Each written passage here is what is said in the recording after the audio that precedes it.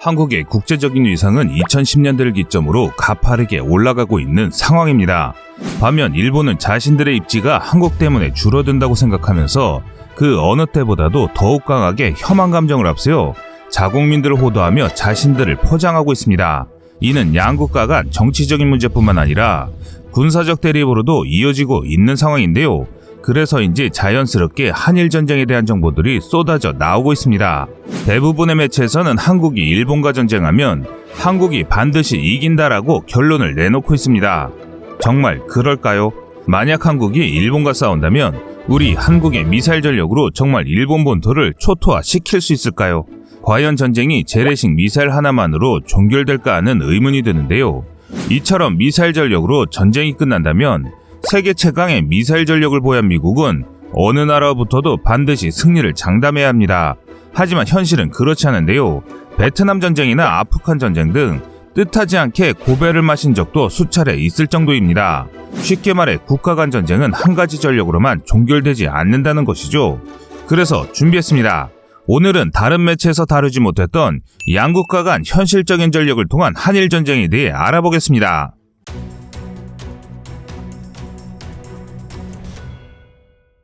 최근 한일 양국 관계가 지속적으로 악화되면서 많은 매체들이 이 문제를 다뤘습니다. 그러나 주로 현무 미사일을 쏟아붓는 것만으로 일본이 항복할 수밖에 없을 것이라는 정도로 끝을 맺었습니다. 좀 더 현실적이고 상세한 비교를 원하시는 분들에게는 부족하지 않을까 싶어서 영상을 만들었습니다. 한일 전쟁의 결론이 궁금하신 분들도 많으실 테니 먼저 결론부터 말씀드리면 한일 간의 전면적인 전쟁이 일어나는 것은 현실적으로 불가능합니다. 한일 양국 모두에 미군이 주둔하고 있기에 양국의 분쟁이 확대되는 것을 억제하려 들 것이기 때문입니다. 따라서 미국이 망하지 않는 한 승패와 상관없이 한일 전쟁은 미국의 개입이 이루어지기 전까지 어느 국가가 더 많은 이익을 취하는가를 겨루는 초단기전의 양상을 띠게 될 것입니다. 오늘 꺼리투브에서는 한국과 일본의 초단기 국지전을 주제로 양국의 전력을 비교해 볼 건데요. 또한 현실적인 전쟁 시나리오를 통해 이 급박하고 치열한 수싸움의 승자가 누가 될 것인지를 알아보도록 하겠습니다. 우선 한일 간의 전면전이 일어날 가능성을 단호하게 부정한 가장 큰 이유는 바로 옆 동네에 사는 깡패 국가인 중국 때문입니다. 얼마나 덩치가 큰지 숨만 쉬어도 자신들의 매연을 일본까지 날려대는 이 거대한 국가가 팽창 의지를 감추지 않고 있으며 주변국의 협박을 일삼고 있습니다. 멀쩡한 일본 영토를 자기들이 소유하겠다며 태평양 진출을 시시각각 노리고 있으며 엄청난 함대를 육성하거나 조선은 중국의 속국이라며 북한 땅을 홀라당 삼키려 한다는 점에서 한국이든 일본이든 중국을 무시할 수 없는 상황입니다. 그래서 아무리 사이가 나쁜 이웃이라도 옆방에 칼을 든 강도가 있다면 잠시나마 힘을 합치듯 중국 문제가 해결되기 전까지 양국의 전면전은 사실상 불가능합니다. 그리고 미국 역시 중국을 막아줘야 할 한국과 일본이 서로 싸우다 자폭한 상황을 바라만 보고 있지 않을 것입니다. 하지만 한일 간 국지전이라면 이야기는 조금 달라집니다. 2019년 일본의 초계기가 우리 함정 근처에서 위협 비행을 해 양측의 긴장이 고조됐던 초계기 도발 사건이나 일본의 일방적인 무역 제재로 인해 벌어진 한일 무역 분쟁처럼 양자의 분쟁 강도는 점차 상승하고 있습니다. 한국의 위상이 높아짐에 따라 대등한 형태의 관계가 정립돼야 함에도 옛적 잘난 시절을 못 잊는 일본이 시비를 걸고 있는 것이죠. 중국이 아무리 무서워도 한국의 옛일을 사과하고 자신들이 한국과 대등한 관계를 맺는다는 것은 일본 우익들에게는 배알이 꼴리고 자존심 상하는 일이기 때문입니다. 따라서 한일과의 전면전이 발생하지 않더라도 일본은 언젠가 대한민국과 위계를 정리하려고 들 가능성이 매우 높습니다. 이는 대등한 동맹이 아니라 일본이 주인공이고 대한민국은 그저 건드는 상황을 만들고 겸사겸사 사과도 어물쩍 넘기겠다는 심보란 것이죠. 그러나 현실적으로 군사적 도발이나 다른 어떤 방법으로도 일본이 한국을 무릎 꿇릴 가능성은 제로입니다. 사실상 제로보다 더 낮다고 할 수 있는데요. 현실적으로 일본의 모든 전력을 총집결한 단독적인 공격이라면 우리를 제압할 방법은 없습니다. 급작스런 변수에 올라타거나 미중 등 강대국과 대결할 때 한국에게 뒤통수를 치지 않는 이상은 불가능하다는 뜻입니다. 이는 그만큼 우리가 강해진 것도 있지만 일본이 반대로 많이 약해졌기 때문입니다. 이런 사실을 뒷받침해주는 아주 확실한 지표가 있습니다. 바로 양국의 국방비 지출입니다. 2001년 일본의 국방비는 GDP 1%의 규모임에도 불구하고 GDP 3% 규모이던 우리 국방비의 3배에 달했습니다. 하지만 2020년을 기준으로 한국의 국방비는 일본 국방비의 80% 선까지 상승했으나 일본은 GDP 대비 국방비 비중은 증가하지 않았습니다. 지난 20년간 한국이 얼마나 빠르게 일본을 따라잡았고 일본이 얼마나 제자리 걸음을 했는지 알 수 있는 대목이라 할 수 있습니다. 특히 인건비를 따지면 더 놀랍습니다. 국제전력문제연구소 IISS에 따르면 일본의 병력 1인당 국방비는 2003년 18만 달러에 육박했지만 한국은 2만 달러를 약간 초과하는 수준으로 무려 8배의 차이가 있었습니다. 그런데 2015년이 되면서부터 일본은 16만 5천 달러로 오히려 감소한 반면 한국은 6만 달러에 근접하며 3배 이하까지 차이를 좁혔습니다.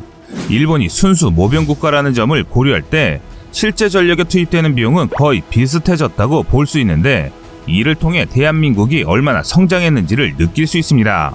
상황이 이렇다 보니 일본은 초조해지기 시작했는데요. 한미일 동맹을 구성한다면 한국은 어디까지나 3등, 자신들의 뒤치다거리나 해주는 시종이라고 생각했는데 자신들보다 절반도 안 되는 인구를 가진 대한민국의 종합능력치가 상상도 못할 기세로 치고 올라왔기 때문에 일본은 한국을 자신들에게는 위협이라고 생각하게 되면서 일본의 불안감은 더욱 가속화됐습니다. 이뿐만 아니라 미국 역시 이렇게 성장한 한국을 일본과 대등한 선에 놓다 보니 한국에 사과할 것과 갚아야 할 것이 많은 일본으로서는 어떻게든 한국을 누르지 못하면 한국의 고개를 숙여야 한다는 위기감이 퍼지게 된 것입니다. 어떻게든 자신들의 발 아래 한국을 무릎을 꿇려야 자신들이 원하는 대로 한국을 부려 중국과 북한을 막을 수 있을 텐데 그것이 점점 요원해지고 있는 것입니다. 일본 우익들은 한국의 성장세를 누르고 싶지만 누를 방법이 없다는 사실을 깨달으면서 혐한이라는 다른 꼼수를 부리게 됐는데요.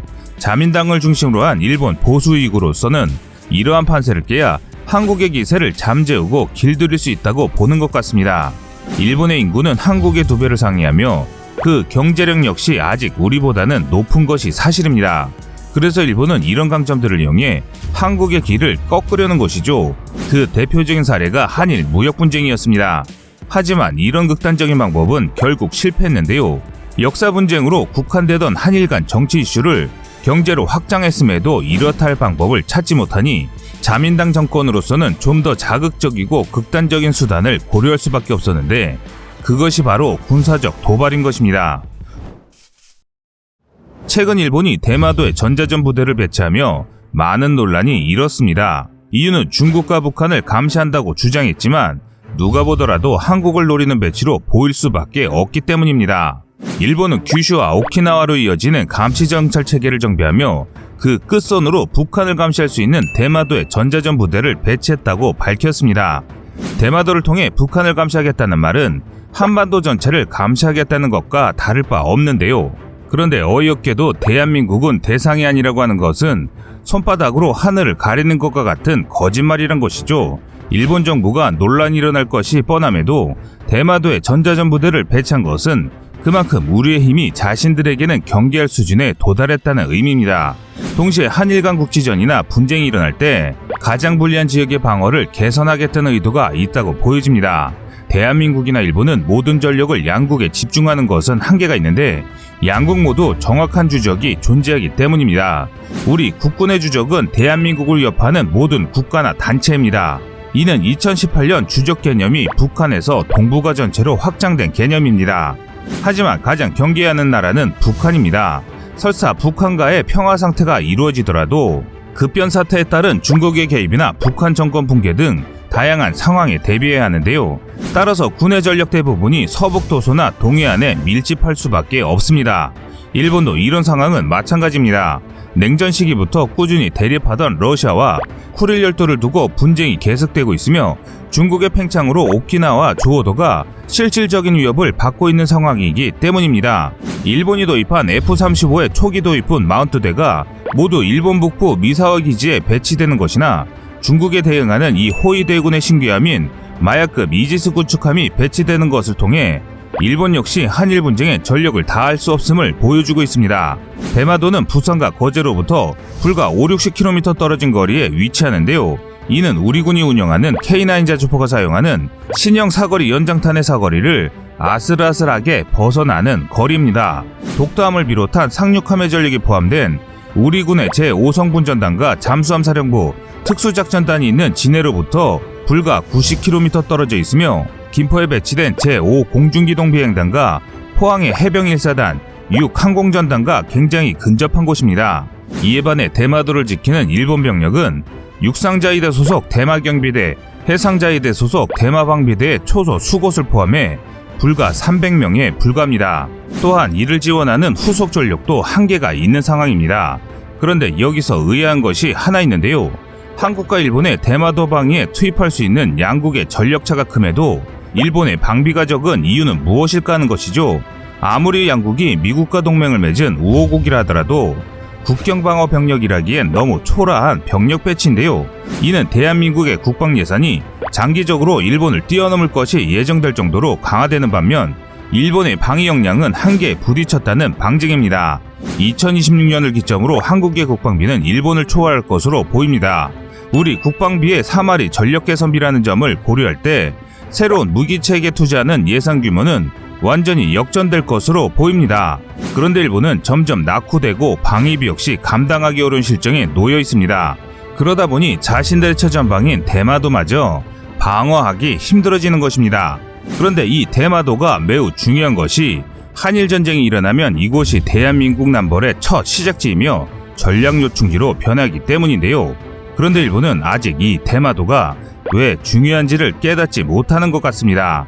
반면 한국은 대마도를 얼마나 빨리 점령하느냐에 따라 일본의 본토까지 노려볼 수 있는 발판을 마련하게 됩니다.